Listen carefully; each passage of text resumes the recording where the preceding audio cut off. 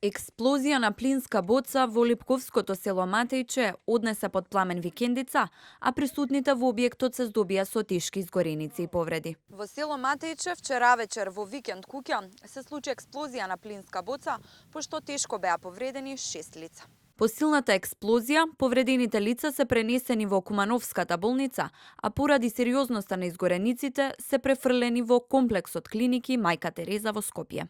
Во 21:45 од општата болница во Куманово до СВР Куманово е пријавено дека се донесени 6 лица со тешки телесни повреди при експлозија на плинска боца во приватен објект во село Матејче, на местото викано Матејачки колиби. Тројца од повредените се во старата градска болница, а останатите на пластична хирургија.